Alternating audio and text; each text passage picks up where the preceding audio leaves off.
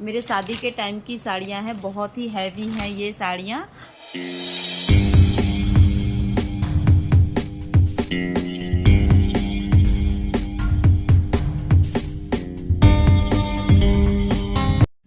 Hello friends, good morning, welcome back to my channel. मैं प्रियंका कौल स्वागत करती हूँ आप सबका अपने इस न्यू ब्लॉग में। और आशा करती हूँ कि आप सब ठीक होंगे और मैं भी ठीक हूँ। और सर्दियों का मौसम आ गया है, मिर्चियाँ बहुत अच्छी आ रही हैं, तो बस मेरा अचार बनाने का मन हो गया। और मिर्चें मैंने पहले से ही धुल के काट के रखे हुए थे और गरम तेल में मैंने पचफोरन डाला है। पचफोरन डालने के बाद हाई फ्लेम पे ही मैंने मिर्ची को फ्राई किया है। और फ्राई करते समय इसमें 1 चम्मच बेसन, हल्दी, नमक और धनिया पाउडर और मिर्ची पाउडर मैंने इसमें डाला है और इसको अच्छे से भूना है। और थोड़ा सा गरम मसाला डाला है मैंने। और उसके बाद थोड़ी देर में मतलब मैंने इसमें 2 से 3 चम्मच अमचूर पाउडर डाल के इसको अच्छे से फ्राई किया है। भूनने के बाद मैं इसमें थोड़ी देर के बाद पानी डाल दूंगी और पानी डालने के बाद इसको थोड़ी देर ढक के पकाऊंगी ताकि ये अच्छे से मिर्चें सॉफ्ट हो जाएं। और पहले बेसन और मसालों को अच्छे से भून लेना है ताकि थोड़ा सा भी कच्चापन ना रहे। उसके बाद आप पानी डालिए और बस 1 कप ही पानी डालना है, बहुत ज़्यादा पानी नहीं डालना है। और फिर अच्छे से पका लेना है ढक के। और आपके मिर्ची के अचार तैयार हो गए हैं खाने के लिए। आप इसे 15 से 20 दिन, 1 महीने अच्छे से स्टोर करके खा सकते हैं ठंडी के मौसम में। और ये किसी भी चीज़ के साथ आप खा सकते हैं, रोटी, पराठा, दाल, चावल, सब्जी, किसी के साथ बहुत अच्छा लगता है ये।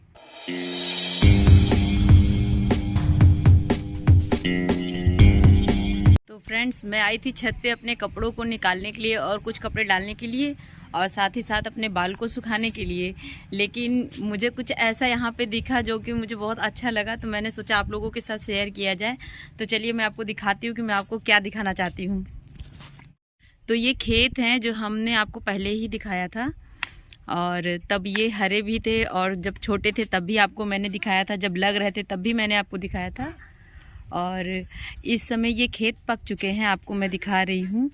ये धान की बाली है जो कि सारी पक चुकी हैं और सब बस कटाई लग गई है सभी में।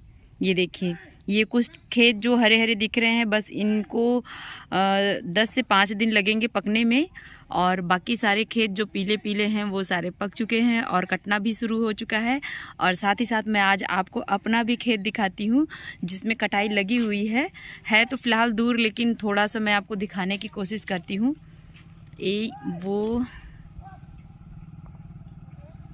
ये देखिए, यहाँ जो कुछ खेत कट रहे हैं ये मेरा खेत है और यहाँ कटाई लगी हुई है। वही बस मैं आप लोगों को दिखाना चाहती थी कि इस समय मौसम बहुत अच्छा हो रखा है, हल्की हल्की धूप है, ठंडा ठंडा मौसम भी है और खेत की कटाई होती है, बहुत ही अच्छा लगता है।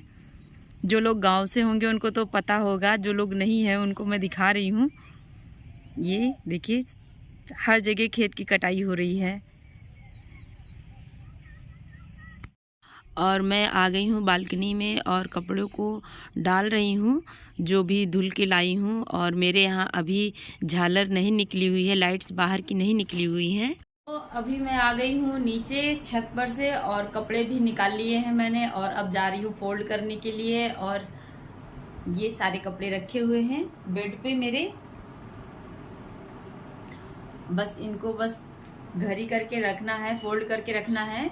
और मैं भी रेडी हो चुकी हूँ, नहाए मुझे काफ़ी देर हो चुका था, बस कपड़ों को रखना था। और आज मुझे करनी है अपने इस अलमारी की पूरी सफाई, क्योंकि इस अलमारी में मेरे सारे कपड़े रखे हुए हैं और इतना ज़्यादा इस समय ख़राब हो रखा है अलमारी कि आपसे मैं क्या ही कहूँ। और बस इसी को आज मैं सही करूँगी।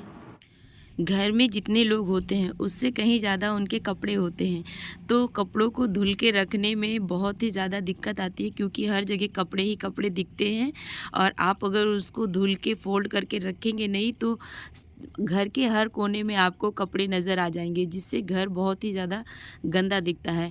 तो मैंने अभी अपनी अलमारी को हाथ भी नहीं लगाया है, और ये कपड़े मैं जो धुल के रखी थी अपने बच्चे की और अपने, वही कपड़े मैं फ़ोल्ड करके रख रही हूँ। पहले इनको मैं हटा के रख दूँगी, उसके बाद मैं अलमारी को साफ़ करूँगी। और कपड़े इतने ज़्यादा हो जाते हैं कि मैं परेशान हो जाती हूँ। धुलने से ज़्यादा कहीं मुझे कपड़ों को फ़ोल्ड करके रखने में दिक्कत आती है, क्योंकि इसमें बहुत ज़्यादा ही टाइम जाता है।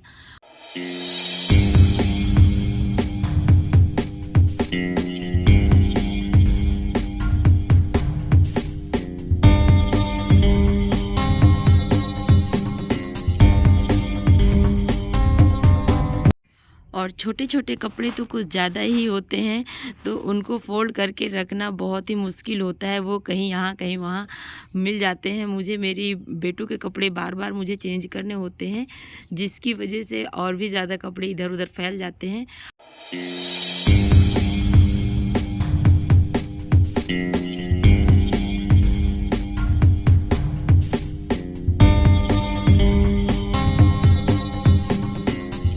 मैंने कपड़ों को फ़ोल्ड कर लिया है। बेटू के कपड़े अलग हैं और मेरे कपड़े अलग हैं, और दोनों को अलग-अलग रैक में रखना है मुझे। और बस एक बड़ा सा काम मेरा हल्का हो गया है, और लेकिन इससे भी बड़ा काम मेरा इंतज़ार कर रहा है, क्योंकि हम लोगों का काम तो कभी ख़त्म नहीं होगा, क्योंकि लेडीज़ तो हर वक्त बिज़ी ही होती हैं। और ये है मेरी कपड़ों की अलमारी, जिसमें मैंने कपड़े सारे अच्छे से रखे थे, लेकिन इस टाइम पे ये सारी अलमारी ख़राब हो चुकी है, क्योंकि त्योहार का समय चल रहा था और बार बार कपड़े निकाले जा रहे थे। और उस टाइम पे हमारे यहाँ त्योहार से पहले बहुत सारे लोग बीमार भी हुए थे, जिसके लिए मुझे बार बार कपड़े निकालने पड़ते थे अपने आने जाने के लिए। तो लेकिन अब कोई नहीं, अब समय मिला है, त्यौहार भी ख़त्म हो गए हैं और लोग ठीक भी हो गए हैं। मैंने आपको बताया मेरी नंद भी बीमार थी, वो भी ठीक हो गई हैं, और हस्बैंड भी ठीक हो गए हैं। तो अब बारी है मुझे अपने कपड़ों को साफ़ करने की और अपने अलमारी को साफ़ करने की। कपड़े तो फ़िलहाल मैंने धुल लिए थे बहुत सारे, लेकिन अभी तक अलमारी को सेट नहीं किया है। कपड़े कई जगह मैंने फ़ोल्ड करके रखे भी हैं, लेकिन अलमारी को अब सेट करने की बारी आई है। और अलमारी को मैंने साफ़ भी नहीं किया था कई दिनों से। कपड़े रखने के बहाने मेरी अलमारी भी साफ़ हो जाएगी। अलमारी कई दिनों से साफ़ नहीं है, और ये कॉलिन है जिसको मैं थोड़ा सा एक दूसरी शीशी में निकाल के रखती हूँ, और बाकी की कॉलिन ये अपनी गाड़ी में रखते हैं। तो बस उसी को मैं लगाकर छिड़क कर अपनी अलमारी को साफ़ कर रही हूँ कपड़े से। और ये अलमारी बहुत पुरानी है, तो इसमें इतनी ज़्यादा शाइनिंग नहीं है, आप लोग इसको इग्नोर करिएगा। और ये लोहे की है, तो इसमें जल्दी से जंग वगैरह भी लग जाता है। इसकी कलर कहीं कहीं से छूट गए हैं, और मैं इसके कपड़े निकाल चुकी हूँ, और हैंगर के कपड़े बचे हुए हैं। और जो भी हो सकता है मैं उसको रखा रहने दूँगी, क्योंकि मैं 1 महीने पहले भी इसको साफ़ कर चुकी हूँ। अंदर बाहर से थोड़ा ऐसे ही साफ़ कर दूँगी, ताकि इसमें जो भी गंदगी हो वो साफ़ हो जाए और मैं इसमें अच्छे से कपड़े को सेट कर सकूँ।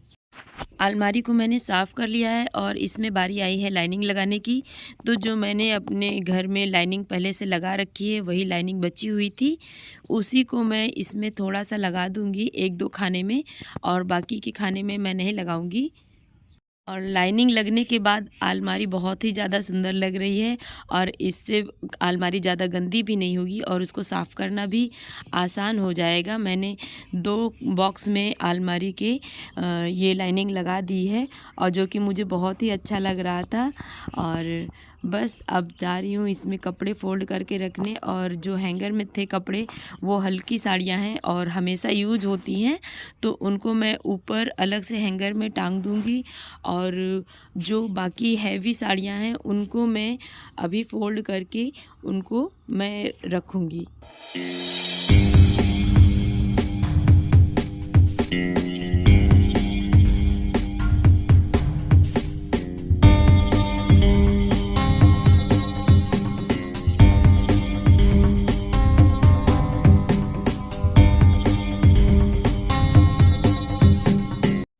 और मैं साड़ियों को चेक कर रही हूँ कि सबका ब्लाउज पेटीकोट साथ में है या नहीं है, या फिर उसमें कोई प्रॉब्लम तो नहीं है।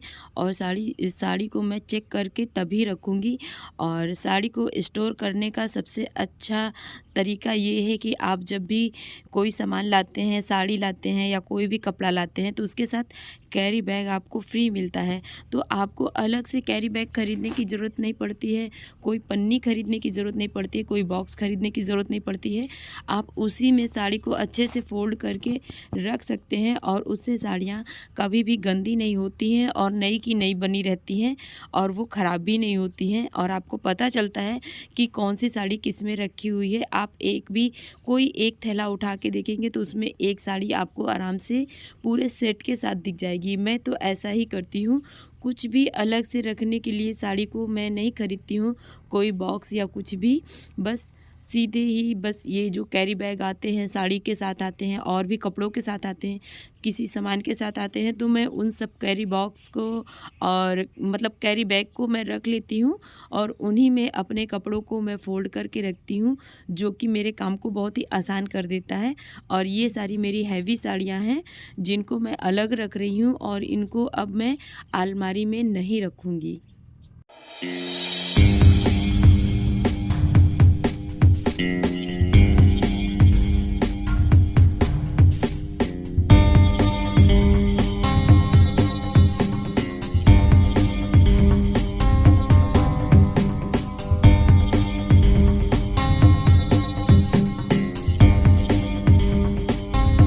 और मैंने कपड़े सारे अलमारी में सेट कर दिए हैं और मुझे बहुत ही अच्छा लग रहा है, क्योंकि मेरी अलमारी एकदम से हल्की हो गई है और इसमें बहुत सारी जगह बच गई हैं, नीचे भी ऊपर भी।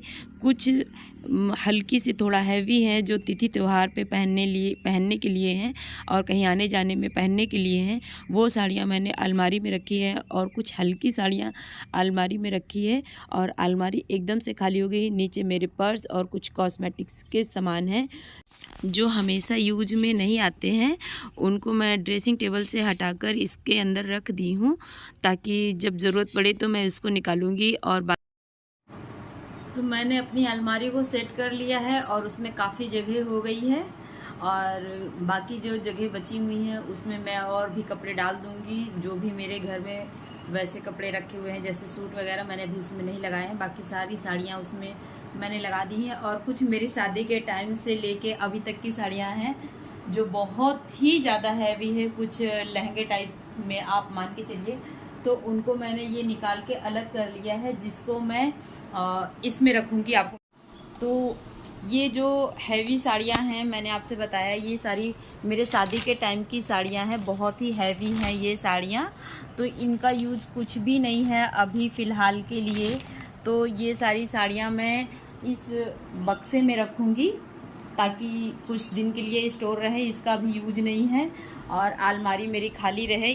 और बहुत ज़्यादा टाइम लगा, कम से कम 2 से ढाई घंटे मुझे लग गए हैं अलमारी को साफ़ करने में, लेकिन मेरी अलमारी साफ़ हो गई है बस। और अलमारी मेरी शादी के टाइम की है, इसलिए थोड़ी पुरानी है, उसको इग्नोर करिएगा। उसमें कोई पेंटिंग वगैरह नहीं किया है, हम लोगों ने शुरू से जैसे थी वैसे ही है। तो अब जो भी हैवी साड़ियाँ हैं और जो भी बचे हुए कपड़े हैं उनको मैं इस बड़े बक्से में डाल दूँगी और अभी इसकी कोई ज़रूरत नहीं है, तो बस इसीलिए मैं सारे कपड़े इसमें डाल दूँगी और बहुत सारी जगह मेरी बच जाएगी।